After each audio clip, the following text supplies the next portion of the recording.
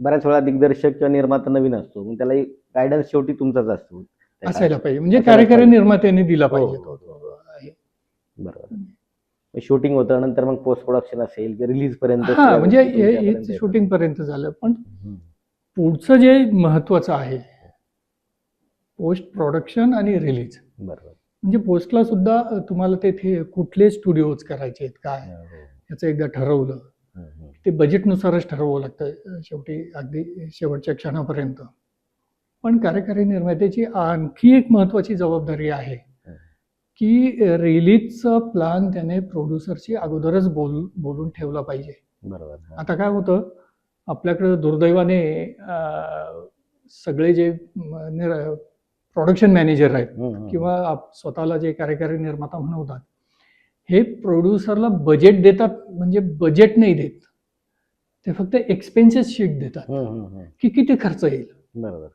आणि मग दिलाच इन्कम कसा होईल, तर त्याचं काही ढोबळमानाने त्याच्या काही फिगर टाकून देतात, इथनं एवढे मिळतील, तिथनं तेवढे मिळतील, आणि तसं देतात.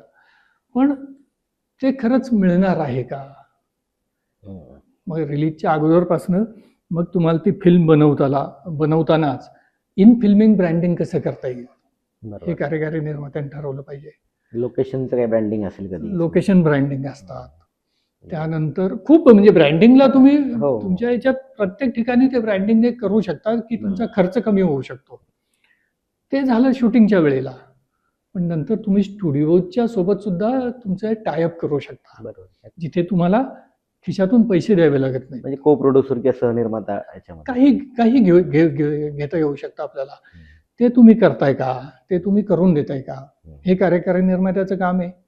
त्यानंतर तुम्हाला अनेक संस्था अशा आहेत, आपण कुठल्याही फिल्मला पहा, हिंदीला बरेचसे तुम्हाला आपण पडद्यावर दाखवतो की खूप पहिल्या 2-4 फ्रेममध्ये असंख्य लोगो असतात. बरोबर. ते लोगो कशासाठी असतात, त्यांचे काही ना काही इनपुट्स असतात आपल्याकडे. बरोबर. मग प्रत्येकाला पैसे देऊनच आपण घ्यायचं का? नाही, सहकारी तत्वावरती सिनेमा करू शकतो. तर ते लोगोंचं तिथे येण्यासाठी आपण काही ना काही त्यांना म्हणजे काय म्हणतो आपण, इन काइंड मध्ये आपण त्यांची सेवा घ्यायची असते, हे त्यांनी ठरवायचं असतं. आणि रिलीजला बेसिकली डिस्ट्रीब्युटर बरोबर कार्यकारी निर्मात्याचे रिलेशन चांगले असले पाहिजेत, एक्झिबिटर बरोबर कार्यकारी निर्मात्याचे रिलेशन चांगले असले पाहिजेत. त्याला हे गणित माहिती पाहिजे, डिस्ट्रीब्युटर म्हणजे कोण, एक्झिबिटर म्हणजे कोण, आणि कुठल्या थिएटरला आपला चित्रपट चालणार आहे. बरं, आपला सब्जेक्ट, क्राऊड किंवा विषय कुठला आहे त्याच्यावर हे सगळं माहिती पाहिजे. आणि सगळ्यात महत्वाचं, सगळ्याच कार्यकारी निर्मात्यांनी किंवा निर्मिती व्यवस्थापकांनी लक्षात घ्या, कुठल्याही माणसाचे, अगदी साध्या स्पॉट बॉय पासून जर आपल्याला काही सुचवलं तर ते ऐकून घ्या, कारण तो सुचवतो त्याचा स्वार्थ काही नसतो, त्यातनं तुम्हाला काही ना काही इनपुट्स मिळतातच. तर असेच मी पाहिलेले आहे, आपले चाफळकर आहेत सिटी प्राईडवाले, एवढे अनुभवी आहेत ना, ते सरळ सांगतात, तुझा पिक्चर कोथरूडच्या थिएटरचा नाही रे, तिकडे अभिरुचीला टाक, तिकडे चालेल, सातारा रोडला टाक, तिकडे चालेल. पण त्यांचं हे म्हणणं बरेचसे निर्माते ऐकत नाहीत, त्यांना तो तिथे लावायचाच असतो. किंवा ते सरळ सांगतात, तुझा कोथरूडला चालणारा पिक्चर आहे, तिकडे लक्ष दे, तिकडे जाहिरात कर. बरोबर. म्हणजे हे इनपुट्स देणं जे असतं ना, हे ते लोक देतात, आणि दुर्दैवाने आम्ही ऐकत नाही.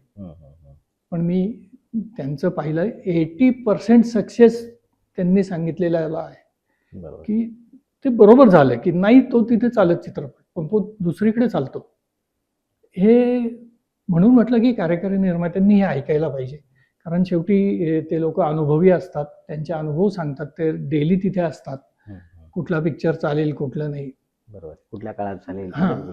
आता बाळासाहेब सरपोतदार म्हणून होते, एक्झिबिटर डिस्ट्रीब्युटर होते, ते त्यांचं तर ऐकलं, ते ट्रायल शो पाहिजे, 4 आठवडे चालणार पिक्चर बस, किंवा 25 आठवडे करणार, हे ते सांगायचे.